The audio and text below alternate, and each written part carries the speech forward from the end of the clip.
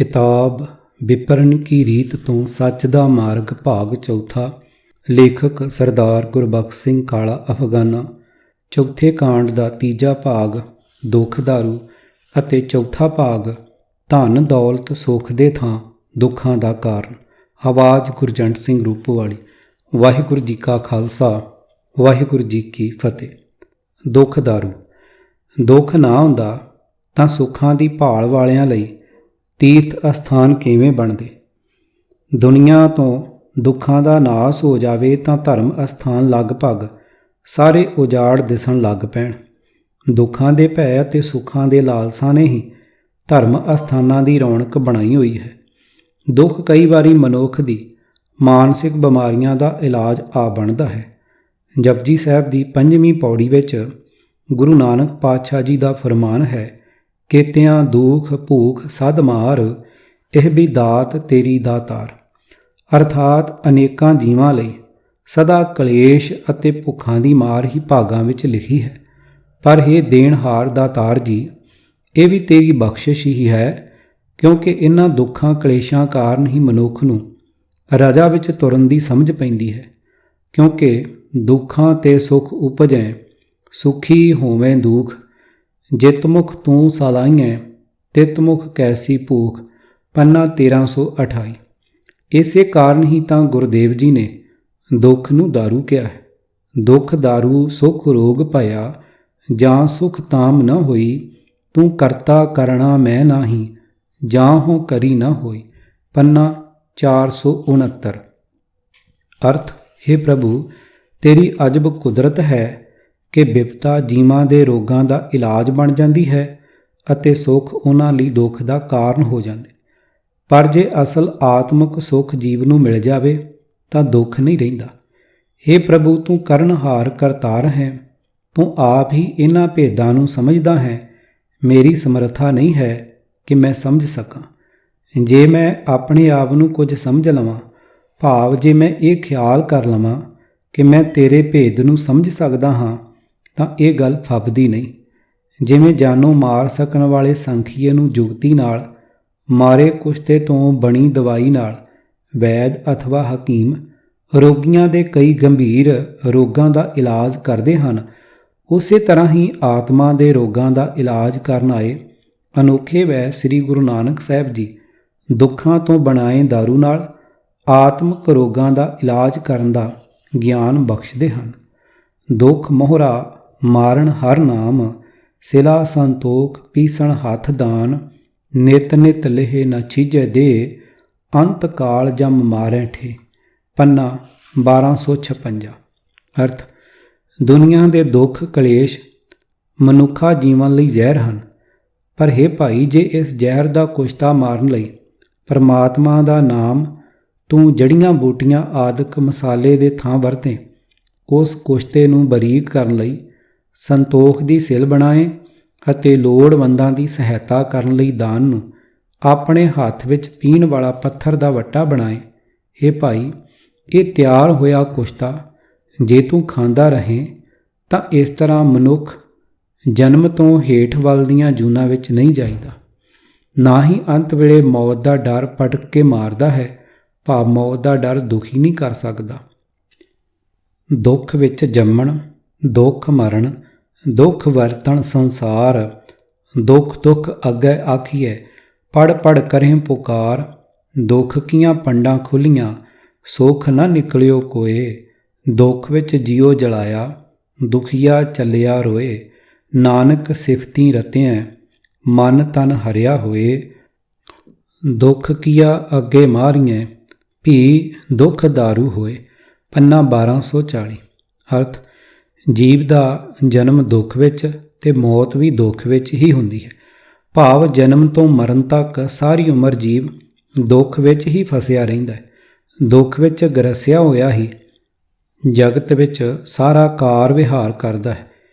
ਵਿਦਿਆ ਪੜ੍ਹ ਪੜ੍ਹ ਕੇ ਵੀ ਜੀਵ ਵਿਲਕਦੇ ਹੀ ਹਨ। ਜੋ ਕੁਝ ਸਾਹਮਣੇ ਪ੍ਰਾਪਤ ਹੁੰਦਾ ਹੈ ਉਸ ਨੂੰ ਦੁੱਖ ਹੀ ਦੁੱਖ ਕਿਹਾ ਜਾ ਸਕਦਾ ਹੈ। ਜੀਵ ਦੇ ਭਾਗਾਂ ਨੂੰ ਦੁੱਖਾਂ ਦੀਆਂ ਮਾਨੋ ਪੰਡਾਂ ਖੁੱਲ੍ਹੀਆਂ ਹੋਈਆਂ ਹਨ। ਇਸ ਦੇ ਕਿਸੇ ਵੀ ਉਦਮ ਵਿੱਚੋਂ ਕੋਈ ਸੁੱਖ ਨਹੀਂ ਨਿਕਲਦਾ। ਸਾਰੀ ਉਮਰ ਦੁੱਖਾਂ ਵਿੱਚ ਜਿੰਦ ਸਾੜਦਾ ਰਹਿੰਦਾ ਹੈ। ਆਖਰ ਦੁੱਖਾਂ ਦਾ ਮਾਰਿਆ ਹੋਇਆ ਰੋਂਦਾ ਹੀ ਇੱਥੋਂ ਤੁਰ ਪੈਂਦਾ ਹੈ। ਨਾਨਕ, ਜੇ ਪ੍ਰਭੂ ਦੀ ਸਿਫਤ ਸਲਾਹ ਵਿੱਚ ਰੰਗੇ ਜਾਈਏ ਤਾਂ ਮਨ ਤਨ ਹਰੇ ਹੋ ਜਾਂਦੇ ਹਨ। ਜੀਵ ਦੁੱਖਾਂ ਦੇ ਸਾੜਿਆਂ ਨਾਲ ਆਤਮਿਕ ਮੌਤ ਮਰਦੇ ਹਨ, ਪਰ ਫਿਰ ਇਸ ਦਾ ਇਲਾਜ ਵੀ ਦੁੱਖ ਹੀ ਹੈ। ਭਾਵ ਦੁੱਖਾਂ ਤੋਂ ਛੁਟਕਾਰਾ ਵੀ ਦੁੱਖ ਸਹਾਰਿਆਂ ਹੀ ਹੁੰਦਾ ਹੈ। ਸੁੱਖ ਰਹਿਣੀ ਆਰਾਮ ਦੀ ਜ਼ਿੰਦਗੀ ਤਿਆਗ ਕੇ ਤੜਕੇ ਉੱਠਣਾ ਅਤੇ ਕਸਰਤ ਕਰਨ ਦਾ ਦੁੱਖ ਸਹਾਰਨ ਨਾਲ ਸਰੀਰਕ ਅਰੋਗਤਾ ਦਾ ਸੁੱਖ ਮਿਲਦਾ ਹੈ। ਆਪਣੇ ਕੰਮਾਂ ਕਾਜਾਂ ਵਿੱਚੋਂ ਸਮਾਂ ਕੱਢ ਕੇ ਗੁਰਬਾਣੀ ਸਮਝਣ ਦਾ ਅਭਿਆਸ ਕਰਨਾ, ਵਾਹਿਗੁਰੂ ਦੀ ਸਦੀਵੀਂ ਯਾਦ ਹਿਰਦੇ ਵਿੱਚ ਟਿਕਾਉਣ ਦਾ ਯਤਨਮਈ ਦੁੱਖ ਖੇਚਲ ਸਹਾਰਨ ਨਾਲ ਆਤਮਿਕ ਠੰਡ ਦਾ ਸੁੱਖ ਮਿਲਦਾ ਹੈ। ਦੁੱਖ ਹੀ ਅਜਿਹਾ ਦਾਰੂ ਹੈ ਜੋ ਮਨੁੱਖ ਲਈ ਸੁੱਖਾਂ ਦਾ ਸਾਧਨ ਬਣ ਸਕਦਾ ਹੈ। ਦੁੱਖਾਂ ਤੇ ਸੁੱਖ ਉਪਜੈ, ਸੁਖੀ ਹੋਵੇਂ ਦੁੱਖ, ਜਿਤ ਮੁਖ ਤੂੰ ਸਲਾਈਐ, ਤਿਤ ਮੁਖ ਕੈਸੀ ਭੂਖ। ਪੰਨਾ 1328।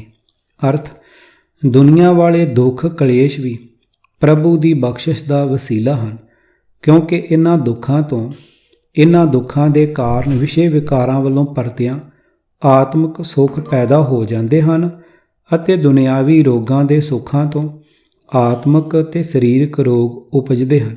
हे ਪ੍ਰਭੂ, ਜਿਸ ਮੂੰਹ ਨਾਲ ਤੇਰੀ ਸਿਫਤ ਸਲਾਹ ਕੀਤੀ ਜਾਂਦੀ ਹੈ, ਉਸ ਮੂੰਹ ਵਿੱਚ ਮਾਇਆ ਦੀ ਭੁੱਖ ਨਹੀਂ ਰਹਿ ਜਾਂਦੀ ਤੇ ਮਾਇਆ ਦੀ ਭੁੱਖ ਦੂਰ ਹੋਇਆਂ ਸਾਰੇ ਰੋਗ ਨਾਸ ਹੋ ਜਾਂਦੇ ਹਨ। ਜਿਵੇਂ ਦੁੱਖ ਪੈਣ ਤੇ ਪ੍ਰਭੂ ਨੂੰ ਯਾਦ ਕਰੀਦਾ, ਸੁੱਖ ਵਿੱਚ ਵੀ ਉਸੇ ਤਰ੍ਹਾਂ ਪ੍ਰਮਾਤਮਾ ਯਾਦ ਰਹੇ ਤਾਂ ਉਸ ਅਕਾਲ ਪੁਰਖ ਦੀ ਨੇੜਤਾ ਪ੍ਰਾਪਤ ਹੋ ਜਾਂਦੀ ਹੈ। ਜਾਂ ਸੁੱਖ ਤਾਂ ਸ਼ਹਰਾਵਿਓ, ਦੁੱਖ ਵੀ ਸੰਭਾਲਿਓ, ਨਾਨਕ ਕਹੇ ਸਿਆਣੀਏ, ਇਉਂ ਕੰਤ ਮਿਲਾਵਾ ਹੋਏ। ਪੰਨਾ 792।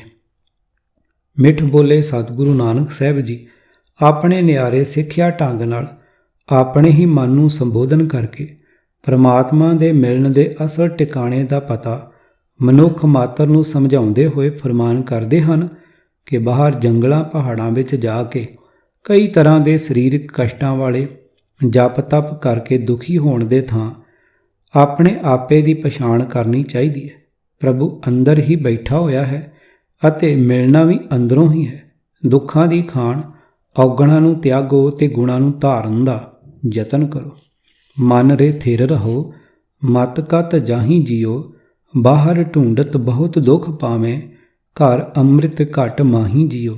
ਰਹਾਓ, ਅਵਗੁਣ ਛੋੜ ਗੁਣਾ ਕੋ ਧਾਵੋ, ਕਰ ਅਵਗੁਣ ਪਛੁਤਾਹੀ ਜੀਓ, ਸਰ ਅਪਸਰ ਕੀ ਸਾਰ ਨਾ ਜਾਣੈ, ਫਿਰ ਕੀਚ ਬੋਡਾਹੀ ਜੀਓ। ਪੰਨਾ 598। ਭਾਗ ਚੌਥਾ। ਧਨ ਦੌਲਤ ਸੁੱਖ ਦੇ ਥਾਂ ਦੁੱਖਾਂ ਦਾ ਕਾਰਨ। ਅਸਾਂ ਸਾਰਿਆਂ ਨੇ ਧਨ ਦੌਲਤ ਨੂੰ ਸੁੱਖਾਂ ਦਾ ਸਾਧਨ ਮੰਨ ਲਿਆ ਹੋਇਆ। ਇਸ ਵਿੱਚ ਸ਼ੱਕ ਨਹੀਂ ਹੈ ਕਿ ਦਲਿੱਦਰਤਾ ਵੀ ਇੱਕ ਰੋਗ ਹੈ, ਪਰ ਇਸ ਵਿੱਚ ਵੀ ਕੋਈ ਸੰਦੇਹ ਨਹੀਂ ਹੈ ਕਿ ਵੱਡੇ ਤੋਂ ਵੱਡਾ ਧਨਵਾਨ ਮਨੁੱਖ ਵੀ ਚਿੰਤਾ ਤੋਂ ਰਹਿਤ ਕਦੇ ਨਹੀਂ ਹੋ ਸਕਦਾ। ਵੱਡੇ ਵੱਡੇ ਜੋ ਦੀਸੈ ਲੋਗ, ਤਿਨ ਕੋ ਵਿਆਪੈ ਚਿੰਤਾ ਰੋਗ। ਪੰਨਾ 188। ਮਨੁੱਖ ਦੀ ਸਾਰੀ ਜ਼ਿੰਦਗੀ ਮਾਇਕ ਪਦਾਰਥਾਂ ਵਿੱਚੋਂ ਸੁੱਖ ਲੱਭਣ ਦੀ ਦੌੜ ਭੱਜ ਵਿੱਚ ਲੰਘ ਜਾਂਦੀ ਅਤੇ ਫਿਰ ਜਦੋਂ ਕਿਸੇ ਵਪਾਰ ਵਿੱਚ ਜਾਂ ਕਿਸੇ ਹੋਰ ਕਿੱਤੇ ਵਿੱਚ ਕੁਝ ਨਫਾ ਹੋ ਜਾਵੇ ਤਾਂ ਤੁਸੀਂ ਖੁਸ਼ੀ ਵਿੱਚ ਕੱਪੜਿਆਂ ਤੋਂ ਬਾਹਰ ਹੋ ਕੇ ਆਪਣੀ ਸ਼ੋਭਾ ਸੁਣਨ ਦੀ ਭੁੱਖ ਨਾਲ ਅਖੰਡ ਪਾਠ ਅਥਵਾ ਕਿਸੇ ਹੋਰ ਬਹਾਨੇ ਨਾਲ ਇਕੱਠ ਪਾਰਟੀਆਂ ਕਰਨ ਲਈ ਕਈ ਤਰ੍ਹਾਂ ਦੀਆਂ ਖੇਚਲਾਂ ਝੱਲਣ ਵਿੱਚ ਸਮਾਂ ਅਤੇ ਧਨ ਨਸ਼ਟ ਕਰਦੇ ਅਤੇ ਜਦੋਂ ਕਦੇ ਮਾਇਆ ਵਿੱਚ ਘਾਟਾ ਪੈ ਜਾਵੇ ਤਾਂ ਫਿਰ ਦੁਖੀ ਵੀ ਬਹੁਤ ਮਨੁੱਖ ਹੁੰਦਾ। ਅਜਿਹੇ ਮਨੁੱਖ ਲਈ ਸ਼ੁਭ ਅਤੇ ਅਸ਼ੁਭ ਦੋਵੇਂ ਹੀ ਮੁਸੀਬਤ ਦਾ ਕਾਰਨ ਬਣ ਜਾਂਦੇ ਹਨ। ਨਿਤ ਸੌਦਾ ਸੂਦ ਕੀਚੈ, ਬਹੁ ਭਾਂਤ ਕਰ ਮਾਇਆ ਕਹਿ ਤਾਈ, ਜਾਂ ਲਾਹਾ ਦੇ ਤਾਂ ਸੁਖ ਮਨੇ, ਤੋਟੈ ਮਰ ਜਾਈ। ਪੰਨਾ 167। ਅਰਥ, ਮਾਇਆ ਕਮਾਉਣ ਦੀ ਖਾਤਰ ਕਈ ਤਰ੍ਹਾਂ ਦਾ ਵਣਜ ਵਿਹਾਰ ਕਰਦਾ ਹੈ। ਜਦੋਂ ਤਾਂ ਉਹ ਵਣਜ ਵਪਾਰ ਨਫਾ ਦਿੰਦਾ ਹੈ ਤਾਂ ਖੁਸ਼ੀਆਂ ਮਨਾਉਂਦਾ ਹੈ, ਪਰ ਘਾਟਾ ਪੈ ਜਾਣ 'ਤੇ ਮਨਮੁਖ ਇੰਨਾ ਦੁੱਖ ਮੰਨਦਾ ਹੈ ਕਿ ਹੌਕੇ ਨਾਲ ਮਰ ਜਾਂਦਾ ਹੈ। ਪਰ ਅਜਿਹਾ ਮੂਰਖ ਇਹ ਨਹੀਂ ਵਿਚਾਰਦਾ, ਏਕ ਵੀ ਨਾ ਦੇ 10 20 ਹਿਰ ਲੇ, ਤੋ ਮੂੜਾ ਕਹੋ ਕਹਾਂ ਕਰੇ। ਪੰਨਾ 268। ਇੱਕ ਚਸਕਾ ਜ਼ਬਾਨ ਦਾ ਹੈ ਤੇ ਦੂਜਾ ਵਿਸ਼ੇ ਵਿਕਾਰਾਂ ਦਾ ਚਸਕਾ। ਇਹ ਦੋਵੇਂ ਚਸਕੇ ਵੀ ਮਾਇਆ ਦੇ ਹੀ ਰੂਪ ਹਨ। ਸੁਖੀ ਹੋਣ ਦੀ ਭਾਲ ਵਿੱਚ ਇਹਨਾਂ ਚਸਕਿਆਂ ਵਿੱਚ ਖੱਜਲ ਹੁੰਦੇ ਮਨੁੱਖ ਦੀ ਹਾਲਤ ਸਤਿਗੁਰਾਂ ਨੇ ਇਉਂ ਲਿਖੀ ਹੈ। ਸਾਧ ਕੀਤੇ ਦੁੱਖ ਪਰ ਫੁੜੇ, ਪੂਰਬ ਲਿਖੇ ਮਾਏ, ਸੁਖ ਥੋੜੇ ਦੁੱਖ ਅਗਲੇ, ਦੁਖੈ ਦੁਖ ਵਿਹਾਏ।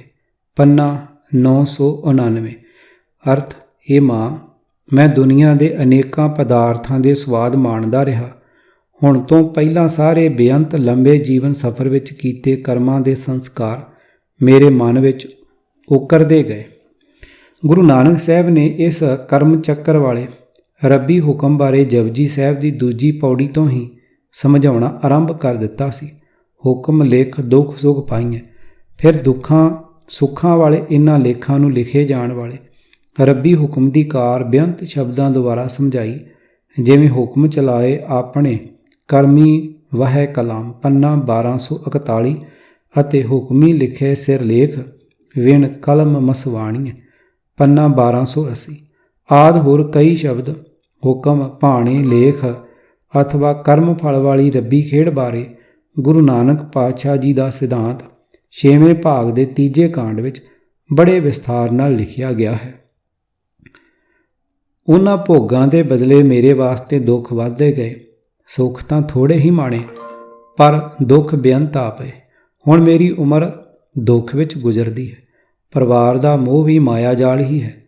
ਧਰਮ ਕਿਰਤ ਦੀ ਕਮਾਈ ਨਾਲ ਸਬਰ ਸੰਤੋਖ ਵਿੱਚ ਪਰਿਵਾਰ ਦਾ ਨਿਰਵਾਹ ਕਰਨ ਦੀ ਥਾਂ ਕਈ ਤਰ੍ਹਾਂ ਦੇ ਅਜੋਗ ਕੰਮਾਂ ਨਾਲ ਦੁੱਖ ਸਹੇੜ ਕੇ ਪਰਿਵਾਰ ਦੀ ਪਾਲਣਾ ਕਰਨ ਵਾਲੇ ਨੇ ਆਪਣੀਆਂ ਕਰਤੂਤਾਂ ਦਾ ਫਲ ਆਪ ਹੀ ਭੁਗਤਣਾ ਹੈ।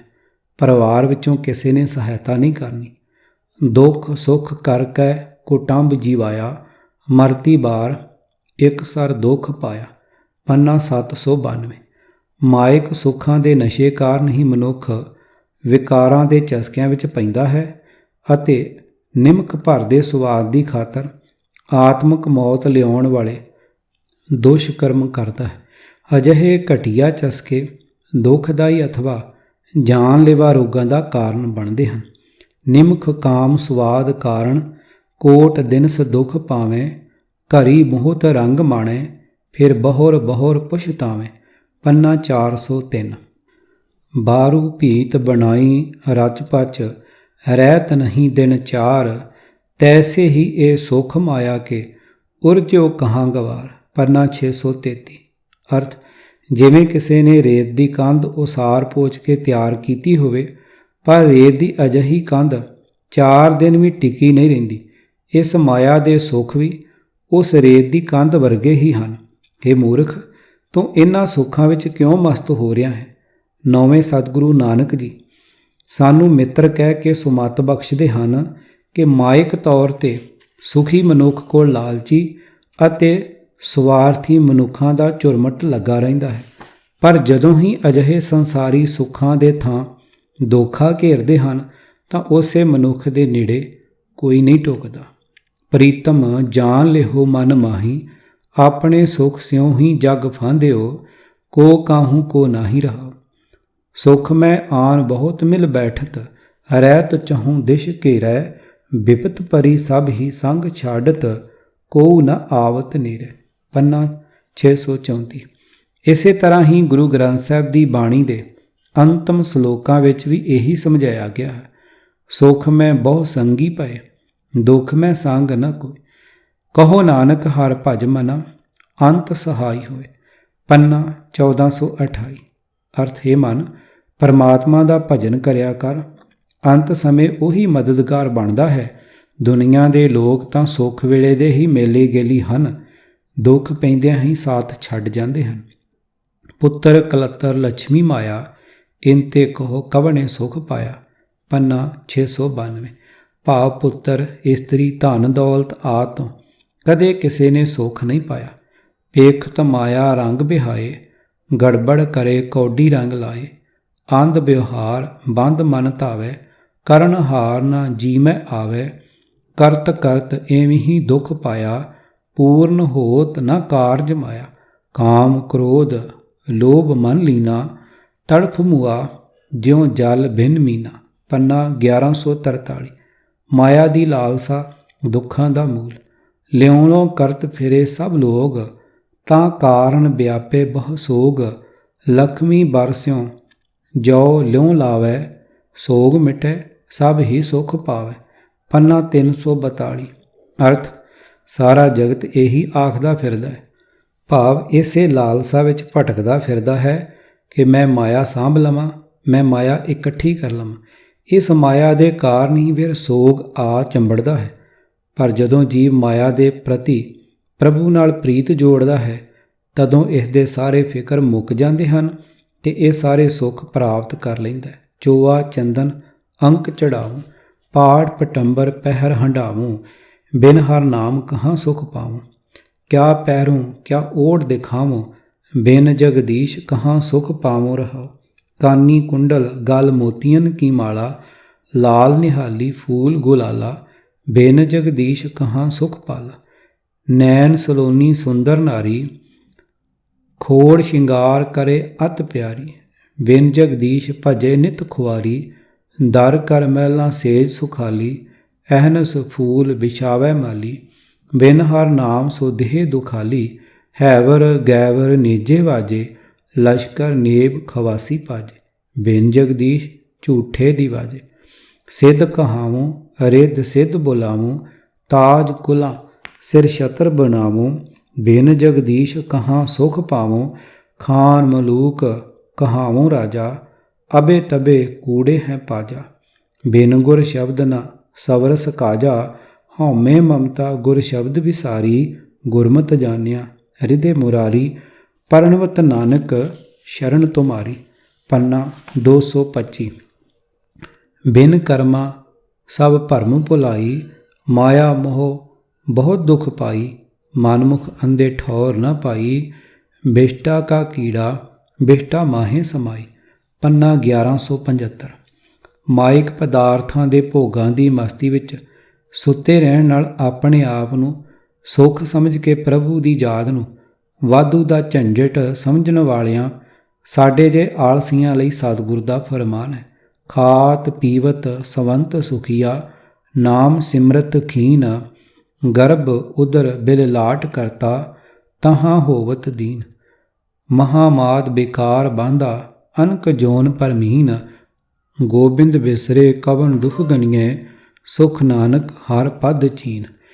ਧਨ ਨੂੰ ਆਉਂਦਾ ਵੇਖ ਕੇ ਖੁਸ਼ੀਆਂ ਮਨਾਉਣ ਵਾਲਾ ਫਿਰ ਧਨ ਦੇ ਚਲੇ ਜਾਣ ਤੇ ਅਜਿਹਾ ਦੁਖੀ ਹੁੰਦਾ ਹੈ ਕਿ ਰੋਂਦਾ ਪਿੱਟਦਾ ਧਾਹਾਂ ਮਾਰਦਾ, ਲੋਕਾਂ ਲਈ ਤਮਾਸ਼ਾ ਬਣ ਜਾਣ ਵਿੱਚ ਸੰਗ ਨਹੀਂ ਮੰਨਦਾ।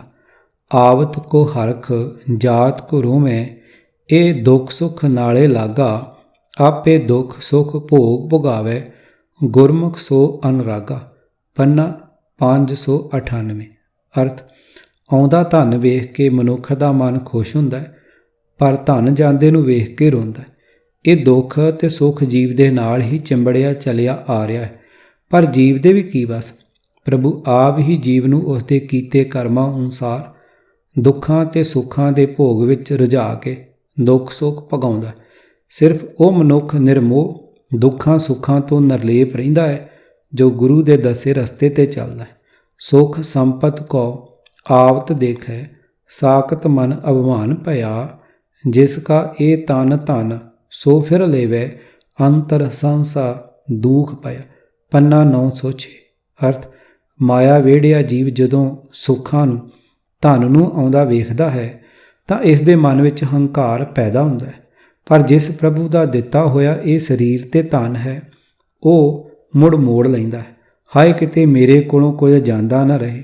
ਮਾਇਆ ਵੜੇ ਜੀਵ ਨੂੰ ਸਦਾ ਇਹੀ ਸਹਿਮ ਦਾ ਰੋਗ ਖਾਈ ਜਾਂਦਾ ਹੈ। ਦੁੱਖ ਵਿੱਚ ਖੁਸ਼ਾਮਦੀ ਅਤੇ ਮਤਲਬੀ ਮਿੱਤਰਾਂ ਦਾ ਅਸਲੀਅਤ ਦੀ ਪਰਖ ਹੋ ਜਾਂਦੀ ਹੈ।